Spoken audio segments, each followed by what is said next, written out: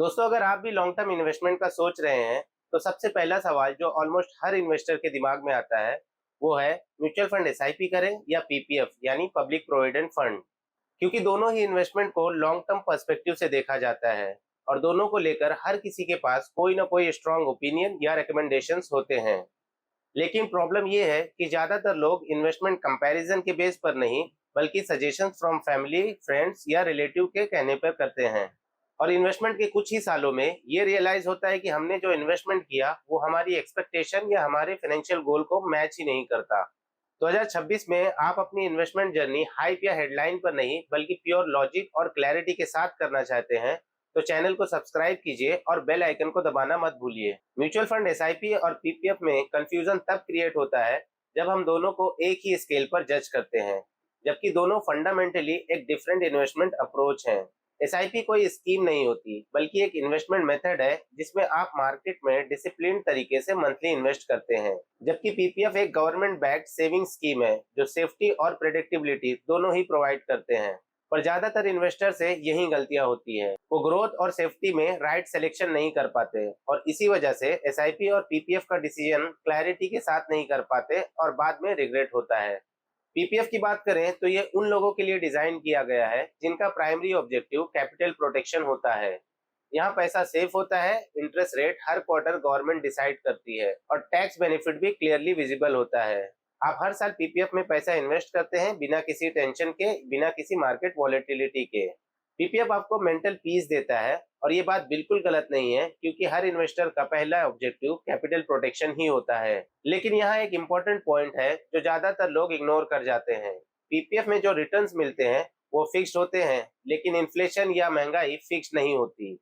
आज जो अमाउंट हमें बड़ा लग रहा है 15 साल बाद उसकी वैल्यू काफी कम हो चुकी होगी। मतलब पीपीएफ में आपको कभी लॉस नहीं होगा, लेकिन ये गारंटी भी नहीं होती कि 15 साल बाद आपके पैसों की रियल वैल्यू इन्फ्लेशन के बाद भी उतनी ही स्ट्रांग रहेगी। पीपीएफ स्कीम आपको सिक्योर रखती है, लेकिन इससे आप कोई बड़ी वेल्थ क्रिएशन की एक्सपेक्टेशन नहीं रख सकते।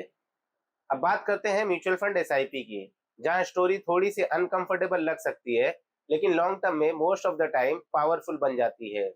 आप हर महीने एसआईपी के थ्रू म्यूचुअल फंड में इन्वेस्ट करते हैं और इनडायरेक्टली इकोनॉमिक ग्रोथ के साथ कनेक्टेड रहते हैं। कंपनीज ग्रोथ करती हैं, प्रॉफिट्स बढ़ते हैं और उस ग्रोथ का इफेक्ट आपके इन्वेस्टमेंट में भी दिखाई देता है। शॉर्ट टर्म में अक्सर थोड़ी वॉलेटिलिटी होती है, कभी पोर्टफोलियो रेड होता है कभी ग्रीन होता है, लेकिन 15 साल जैसे लॉन्ग टर्म में ये ups and downs gradually smooth हो जाते हैं। एसआईपी का सबसे बड़ा एडवांटेज ये है कि ये आपको मार्केट टाइमिंग के प्रेशर से दूर रखता है। आप डिसिप्लिन तरीके से हर महीने पैसा इन्वेस्ट करते हैं, चाहे मार्केट ऊपर हो या नीचे। जब मार्केट गिरता है आपको ज्यादा यूनिट्स मिलते हैं और जब मार्केट ऊपर होता है आपको प्रॉफिट्स नजर आते हैं। ये चीज शुरू में बोरिंग सी लगती है, लेकिन यहीं से लॉन्ग टर्म कंपाउंडिंग का फाउंडेशन बनता है। एसआईपी का रियल इम्पैक्ट शुरू के 3-4 सालों में नहीं बल्कि लास्ट के 5-6 सालों में क्लियरली दिखाई देता है। अगर हम दोनों को 15 साल के पर्सपेक्टिव से देखें तो डिफरेंस और क्लियर हो जाता है। पीपीएफ में आपकी लॉन्ग टर्म सेविंग्स होती है और प्रेडिक्टेबल रिजल्ट मिलता है। म्यूचुअल फंड एसआईपी एक डिसिप्लिन मंथली इन्वेस्टमेंट है जहां रिजल्ट गारंटीड नहीं होता, लेकिन प्रोबेबिलिटी आपके ही फेवर में होती है। बस शर्त यह है कि आप बीच में पैनिक ना करें। ज्यादातर लोग एसआईपी को गलत इसलिए भी कहते हैं क्योंकि वो एसआईपी को लॉन्ग टर्म तक कंटिन्यू ही नहीं करते। एक और इम्पोर्टेंट डिफरेंस माइंडसेट का है। पीपीएफ में आपका रोल ऑलमोस्ट पैसिव होता है, पैसा इन्वेस्ट किया, इंटरेस्ट आया, मेच्योरिटी पर विड्रॉ कर लिया।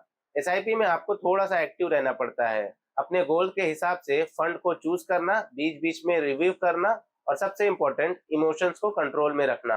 ये एफर्ट शुरू में हेवी लगता है, लेकिन लॉन्ग टर्म में यही एफर्ट आपको सीरियस इन्वेस्टर बनाता है।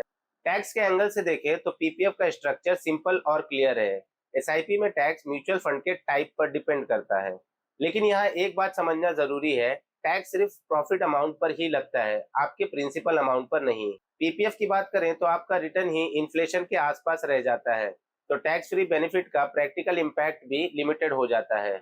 इसीलिए सिर्फ टैक्स फ्री एस्पेक्ट को देखकर 15 साल का इन्वेस्टमेंट करना इनकम्प्लीट अप्रोच होता है। रियल लाइफ में डिसीजन और ज्यादा क्लियर हो जाता है जब आप अपनी सिचुएशन और फ्यूचर गोल हॉनेस्टली असेस करते हैं। अगर आप यंग हैं और आपकी एक स्टेबल इनकम है और आप 15 साल तक डिसिप्लिन मेंटेन कर सकते हैं तो एसआईपी आपको वेल्थ क्रिएट करने का रियल चांस देता है। वहीं दूसरी तरफ अगर आप रिटायरमेंट के करीब हैं और आपका प्राइमरी ऑब्जेक्टिव कैपिटल प्रोटेक्शन है, तो पीपीएफ आपको पीस ऑफ माइंड देता है। दोनों का रोल अलग है और दोनों को कंपेयर करके एक को रिजेक्ट कर देना मैच्योर इन्वेस्टिंग नहीं होती। स्मार्ट इन्वेस्टर एसआईपी और पीपीएफ को कंपेयर नहीं करते, बल्कि कंबाइन करते हैं।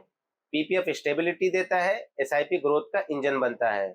जब आप दोनों को बैलेंस में यूज करते हैं, तब आपका पोर्टफोलियो सिर्फ सेफ नहीं, फ्यूचर रेडी भी बनता है। यही अप्रोच ज्यादा लॉजिकल है, लेकिन अनफॉर्चुनेटली ज्यादातर लोग इस पर बात नहीं करते, क्योंकि एक्सट्रीम ओपिनियंस ज्यादा पॉपुलर होते हैं। आखिर में सवाल सिंपल है, 15 साल बाद आप सिर्फ एक अमाउंट चाहते हैं या एक ऐसी फाइनेंशियल पोजीशन जहां आपके पास चॉइसेस हों। पीपीएफ से आपको प्रेडिक्टेबिलिटी मिलती है और एसआईपी पॉसिबिलिटी देता है। गलत ये नहीं कि आप कौन सा चूज करते हैं, गलत ये है कि आप बिना समझे ही चूज करते हैं। इसलिए एसआईपी और पीपीएफ का डिसीजन लेने से पहले अपनी age, income stability, risk tolerance और गोल को हॉनेस्टली इवेल्युएट कीजिए, क्योंकि लॉन्ग टर्म में वही इन्वेस्टमेंट काम आता है जो आप प्रेशर के साथ नहीं, बल्कि एक सेंसिबल माइंड से करते हैं।